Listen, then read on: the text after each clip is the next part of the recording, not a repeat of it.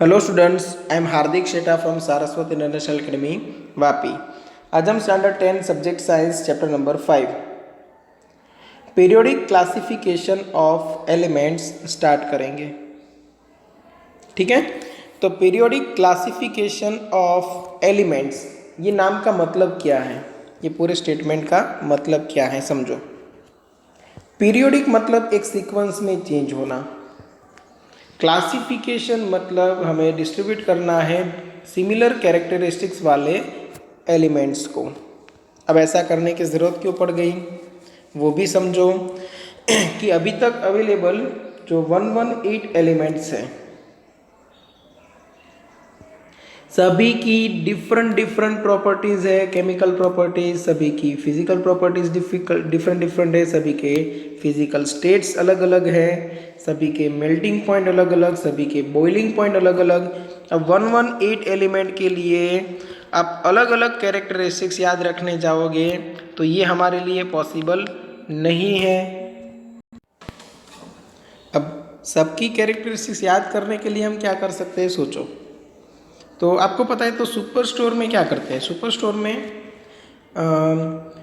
बहुत सारी चीज़ें हमें मिलती है, बट आप देखोगे तो साबुन का सेक्शन अलग, बिस्किट्स का सेक्शन अलग, ठीक है, शैम्पूज अलग जगह पे, ठीक है, ग्रोसरीज अलग जगह पे, ठीक है, फिर कोई रेफ्रिजरेटर में रखने वाली चीज़ें जैसे बटर है, बटर मिल्क है, ये सब अलग जगह पे, ठीक है ना ड्राई फ्रूट्स अलग जगह पे।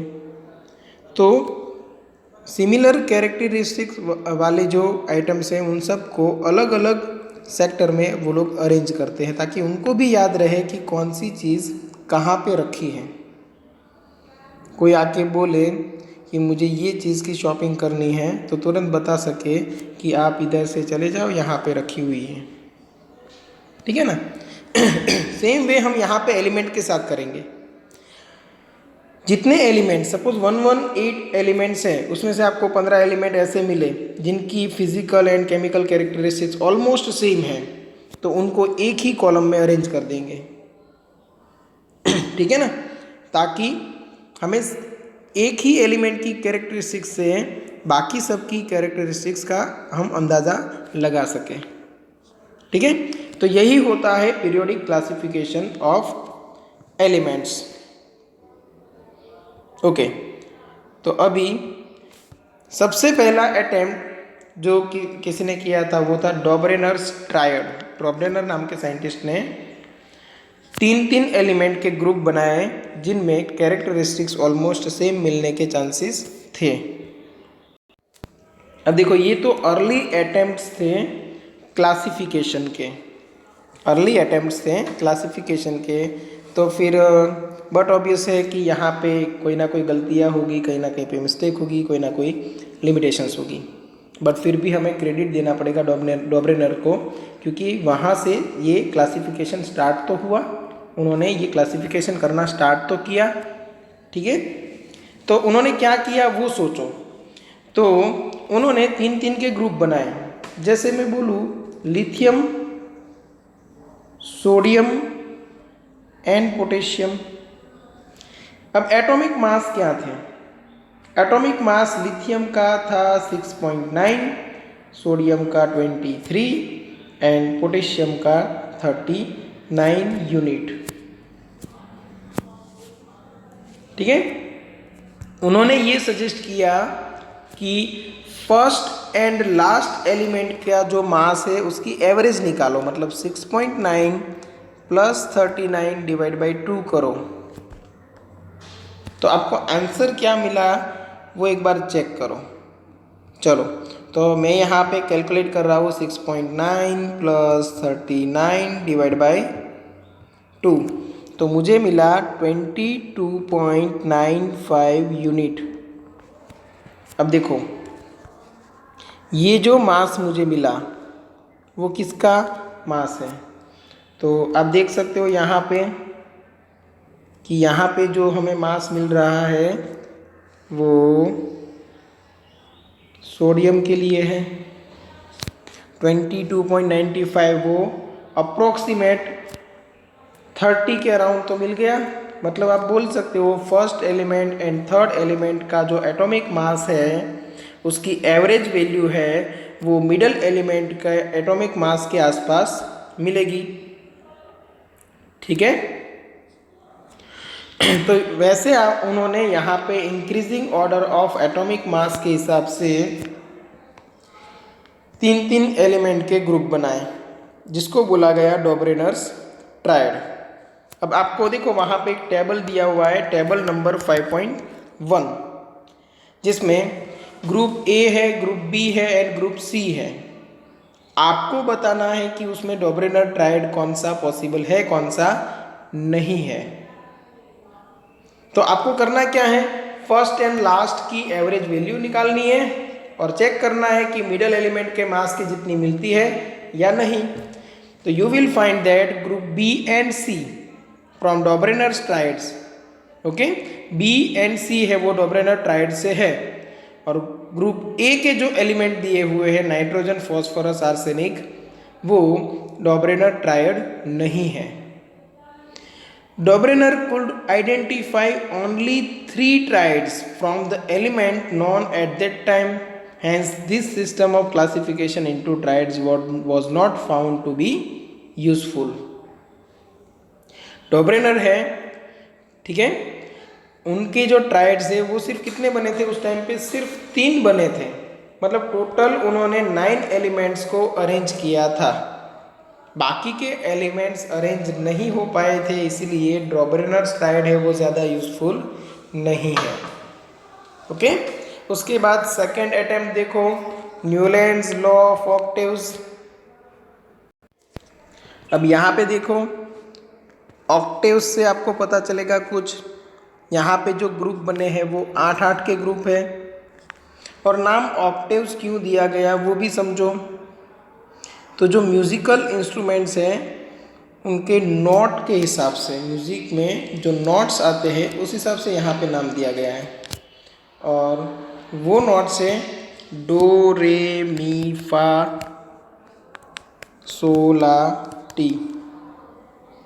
ओके, और हमारे यहाँ पे क्लासिकल म्यूज़िक के हिसाब से सा, रे, गा, मा, पा, दा, नी। ठीक है, तो टोटल यहाँ पे देखो नोट्स कितने बन रहे हैं, 1 2 3 4 5 6 7।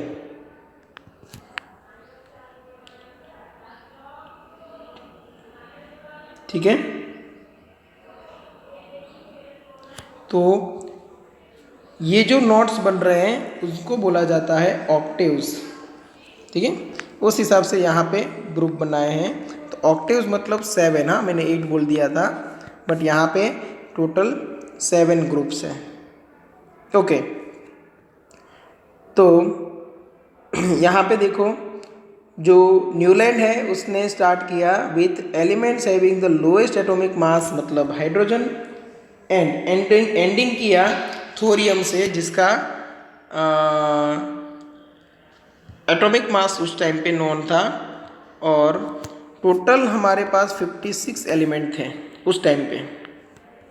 ठीक है ना, तो वो भी कितने एलिमेंट को अरेंज कर पाते, मैक्सिमम 56 तक ही ना, क्योंकि बाकी के एलिमेंट्स हमें मिले ही नहीं थे। अभी हमें 118 एलिमेंट के बारे में पता है, उस टाइम पे अवेलेबल एलिमेंट्स कितने थे, ओनली 56।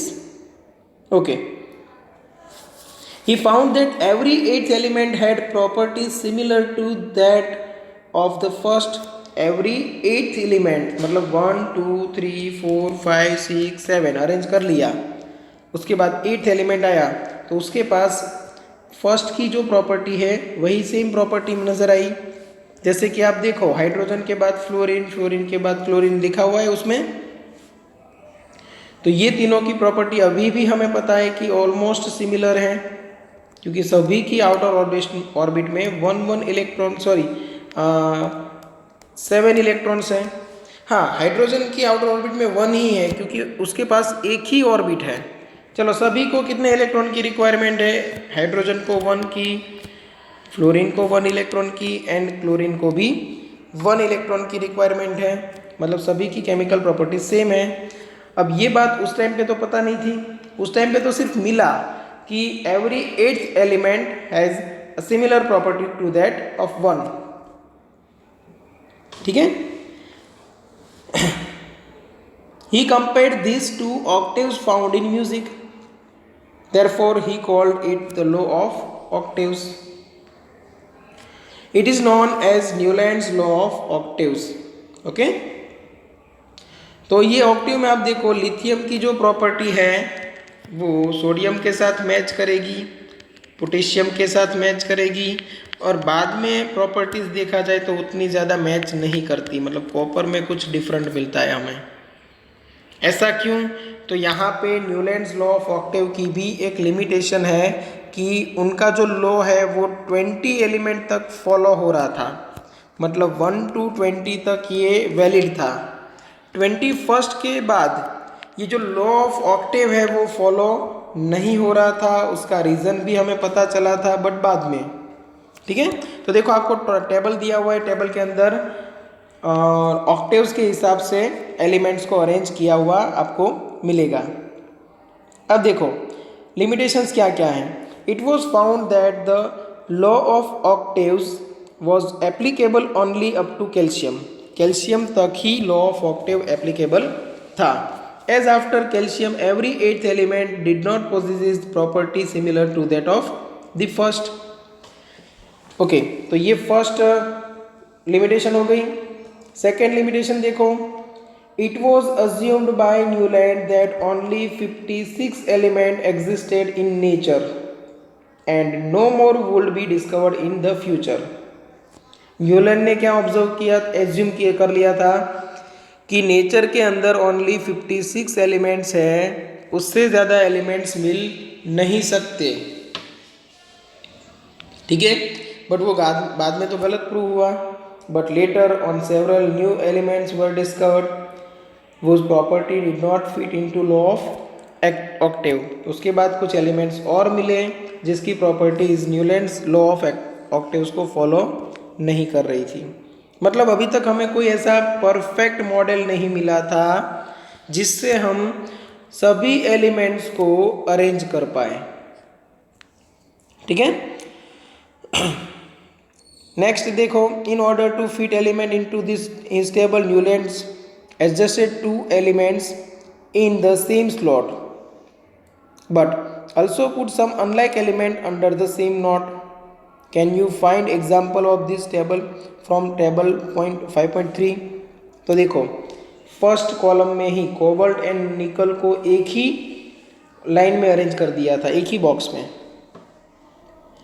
ठीक है, फिर उधर CeNLa है, आपको मिल सकता है. Not that cobalt and nickel are in the same slot. These are placed in the same column as fluorine. अब फ्लोरीन, क्लोरीन, ब्रोमीन, हाइड्रोजन, इन सब की प्रॉपर्टीज थोड़ी थोड़ी मिलती हैं. बट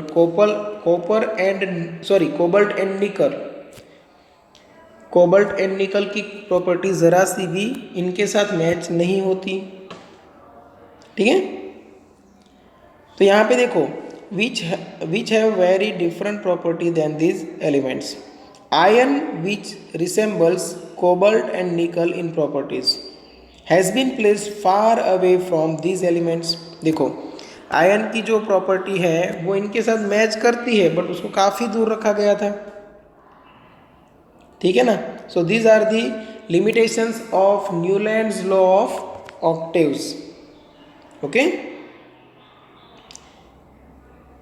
उसके बाद देखो with the discovery of noble gases, क्योंकि देखो नोबेल गैसेस मतलब कौन कौन से, हीलियम, नियॉन, आर्गन, ये सब.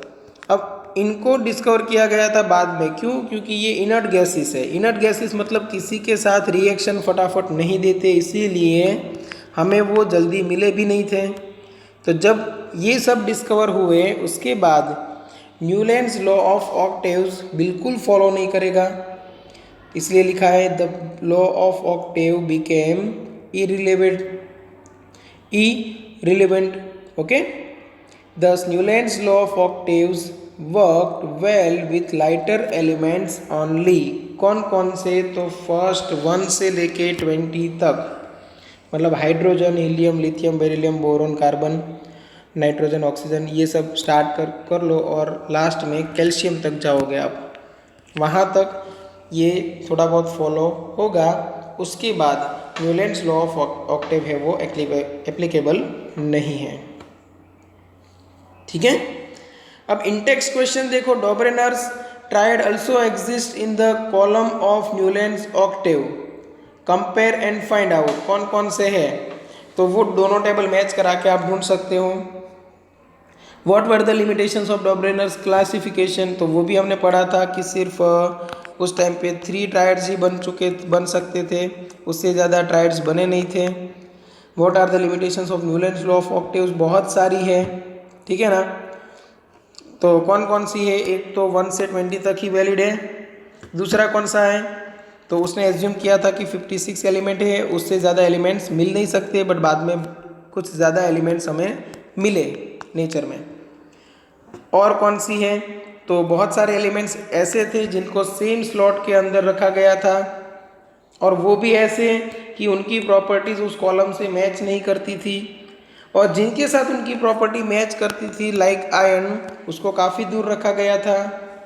उसके बाद कौन सी लिमिटेशन, तो जब इनर्ट गैस डिस्कवर हुए, कौन कौन से इनर्ट गैस मतलब नोबेल गैसेस, नोबेल गैसेस कौन कौन से, हीलियम, नियॉन, आर्गन।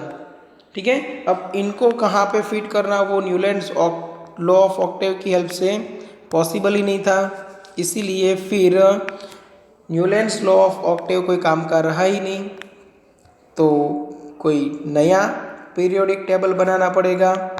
तो उसके बाद बनाया मेंडेलीव ने पीरियोडिक टेबल एटॉमिक मासेस का यूज़ करके। ठीक है, जो हम नेक्स्ट लेक्चर में पढ़ने वाले हैं। तो आज हमने फिनिश किया Dobereiner's triad and Newlands law of octaves.